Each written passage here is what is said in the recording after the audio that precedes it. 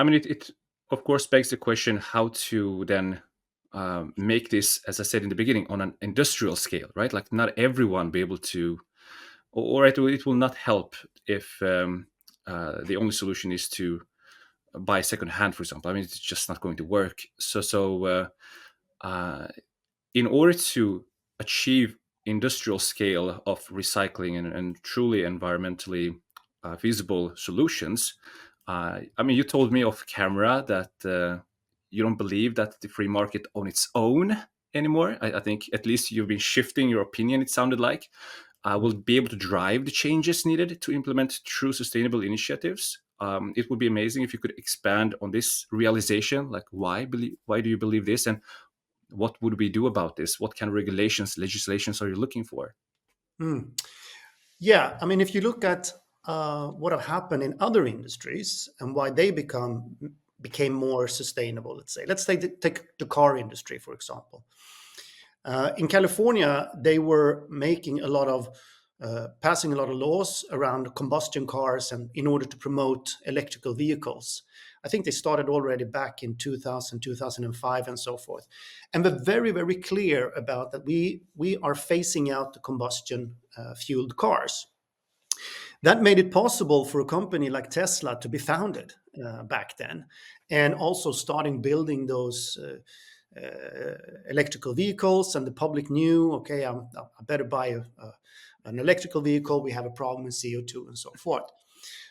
If you take other industries like the solar industry, you take there have been a lot of subsidies, there have been a lot of support also for windmills, etc., and so on. But the fashion industry doesn't have those regulations just yet. We see that EU is starting to put up those regulations, and they will start coming in by 2025. There is this collection, and then there is the Green Deal and the textile initiatives that EU has with minimum recycled content, extended producer responsibility, prevent microplastics, incentives to circular business models, and so forth. That will come between 2025 and 2028, 30, or so forth. However, we're very close to already now the 1.5 degree Mm. in the world. So I think we need to be much faster with legislation and in order to put pressure on to the supply chains, because when there is a clear direction from our governments that we will go this direction, then and have numbers behind it. So you need to have, I don't know, 10% for all imports into EU and US and other markets of recycled content, and it cannot be polyesters, and we can come back to that. Mm. Uh, or actually they're saying, well, you're going to get an extra tax if you actually do this. But it Mm. needs to be super clear, and they need to be simple, these rules, so everybody knows, okay, this is what I need to do. Mm. Because if we don't, then the industry is of course in a competitive situation, and the ones that are trying, they are getting slammed with lower prices for the ones that are not trying. Mm. So I mean, it's a catch 22, and the brands they also need to step up. But so far, the brands basically talk on a corporate level what they're going to do. Mm. But when it comes down to, let's say, the bolts and screws, it always comes back like, oh, do you have enough capacity? Is the price higher or lower, and so forth? And it's enough with 1% higher price, and they go all shaky. And it's super difficult because the connection between the corporate level and, let's say, the operational level in most brands is not there. They talk about it on the communication and on corporate level, but what they do is falling back into old tracks, Yeah. is our experience or my experience. So I think there need to be a lot more, let's say, incentives and drive. I think the industry wants to go circular, but we need to ensure that it goes fast enough, because otherwise companies like Renewcell and and Cirque and others out there, how would we be able to invest when the brands are not committing to offtake agreements? And that's the other point that I'd like to make. In order to change an industry, like for example the battery industry, Mm. there's a lot of investments going into batteries. There's also a lot of investments going into other energy sources, but they're all fueled by offtake agreements. And here, the I think the brands need to uh, start giving offtake agreements of substantial levels in order to give the confidence to new companies coming in that yeah, there will be a market once we're operational. And that is, I think that is what have happened to Renewcell. The brands did not do the commitments they were supposed to do and fast enough. Okay. But if we look at the car industry and compare it to uh, the fashion industry and the commitments that is happening, my feeling is that in the beginning it was really Tesla driving that discussion, and I mean, I remember there was some other executives from car companies that kind of just dismissed the whole thing as not feasible. Um, of course, now it sounds different, but as you said, like batteries are being subsidized. We have in Sweden Northvolt that is being heavily subsidized and supported by the government. Um, but in the beginning, it feels like um, there wasn't like a very clear direction or agenda on how to do it. Obviously, California had some idea or a goal, but it was really like uh,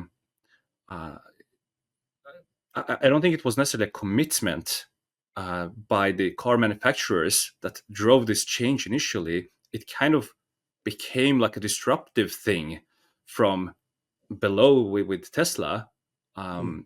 that kind of forced the top managers at car companies to make these changes. Do you see any way? And I guess I would assume to some extent Elon Musk and the consumers, the free market, had some say in this. Do you believe that there is? I mean, do you believe my? Do you agree with my claim? And also, do you think that there is any way to speed up that process by making the customers, consumers, more pushing for it in any way? Mm. First, I fully agree with what you're saying, but I think that Tesla had some tailwind because of the Californian legislation, Mm, and it could kind of get off the tracks or get off, the starting blocks mm, by that. And then the industry, or they were actually the pioneers, and I fully agree. The big car companies of the world, they were saying that this can't be done and so forth and so on, and now everybody's working on electrical cars. So I do believe that we also need to have trailblazers when it comes to the brands, saying that yes, this is something that we want to do, mm, and we will market it, and we will show that we are actually doing more than just the current legislation, mm, and taking that leadership of sustainability, that is up for grabs. And I believe also that there is two huge benefits for the brand that actually take that leader role. yeah. One is, of course, on the corporate level, you will be able to show to your investors, to your banks, to your constituents, to your employees, that we are doing more than legislation, because legislation is currently a little bit behind. Um, the other thing is the brand loyalty. If you start pushing that and explaining that to your customers, that hey, I'm actually doing more than I'm supposed to, Mm, you get a brand equity increase, of course. And also that the customers will start saying, going into an H&M store and an Inditex store, or saying, I'm feel proud of buying from this brand because they are actually trying to do a little bit more. I'm willing to pay a little bit extra. And if you look at, for example, the Renewcell technology, it would add on approximately 1% on the price of the garment. So it's not a price driven thing. It is about adopting and replacing. Viscose. Of course, you can replace 100% because it is a viscose in the end. You can replace about 30% of the cotton. Renewcell have made over 300 styles Mm. and sold that have been sold in the industrial value chain. And That's actually very incredible that you did manage to go production. And I know you had customers like you mentioned H&M, Zara, PVH, the group that owns basically Calvin Klein and Tommy Hilfiger and so on, hmm, and some other brands as well. I assume you've been in negotiation or in dialogue with a lot of brands. Do you see today any brand that would be willing to take that trail, blazing role of driving this change and creating this branding around uh, the way Tesla has done? Basically, is there anyone dedicated, ready to do that? no, I don't see that. Um, That's Unfortunately. unfortunate. Yeah, it's very Yeah, I don't unfortunate. see that. I see that they want to do a little bit to so they can actually communicate, but taking that trailblazing and saying I'm going to change, all my cotton or all my cotton garments going to have 30% cellulose fiber in them. Mm, I don't see that, no. and I think. I think there is the problem there is probably that okay, what about the other textiles then or so? Mm, But I mean, there will be one brand that actually do this, and that will mm, be the winner. It will be one or two, maybe three, but they will be the one earning all those brand equities. yeah. You know what this reminds me about is when the iPhone removed the keyboard and Tesla removed all of the buttons of the car and just replaced it with a touchscreen. It's like, and in both of the cases, obviously Apple was a big company when that happened, but nevertheless, the product was really in a small special category of smartphones, right? Like that market did not really exist that much. Do you believe that this drive, if it happens, obviously it has to happen at some point, will have to be driven by brands? Will it be by a big brand or a smaller challenger that will make this happen? I think it will be a smaller challenger, actually. Yeah. The big ones have they're two. I hope it would be the one of the big ones, and they have actually moved quite a lot. If you look at H&M and Inditex, they have made a lot of commitments. They have pushed it a lot.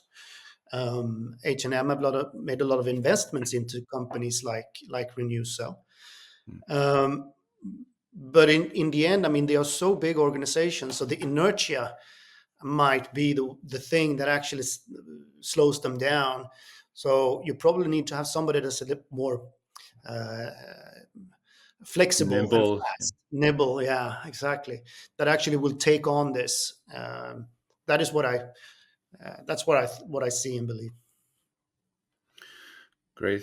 I mean, of course, one hopes that the free market will find the way, because I also fear that if it comes down to regulations and legislation, there's of course this horrible possibility that, well, I won't name any brand names, but the bigger ones that have the ability to lobby, that they will interfere with, let's say, the legislators and push certain things that kind of will, be, I think, what they call regulatory capture, and then limit the ability of really innovative solution. And because you mentioned in the beginning, like greenwashing and other ways of making it look like sustainable. So how do you perceive that risk? And also, maybe if you can talk a little bit more about the misconceptions, the misleading of consumers. I think you mentioned, like, we would get back to polyester and organic cotton and so on. Like, what are the risks with the regulatory capture and pushing legislation, as well as um, greenwashing? Hmm. The risk with legislation is as far as I can see, two. One is it's become too complex that nobody understands and there's always ins and outs and so forth. I believe that this type of legislation should be very clear cut. Mm, You need to have 10% 2025 of recycled textiles, period. Or you will get a certain fine or whatever, mm, that will be the legislation. 2026, it needs to be 20%, 30%, and so forth and so on. That kind of statements would be extremely powerful. And all the brands would kind of have to do it. And if a big market like Europe would say that, then yeah, it will happen. mm. Um, so I think it needs to be simple. But do you The think that the likelihood of it being simple is high when it comes to European Union legislators? Because right now, I mean, right now, I think there's like 200 sustainable labels, and they like just a big portion of them are just misleading, as far as I understand what I've been able to read. So like eco-friendly, good for the environment, and so on. They will actually be banned according to European law, as I read. But yeah. nevertheless, it's 200 labels. Usually, legislation is not simple, and I just fear that that Tesla of the fashion industry might be like hindered because of all of the administrative regulatory processes that they would have to go through. Yeah, that's also a risk. Absolutely, absolutely, and protecting status quo is what normally happens in these lobbying processes, rather than protecting the environment and the future.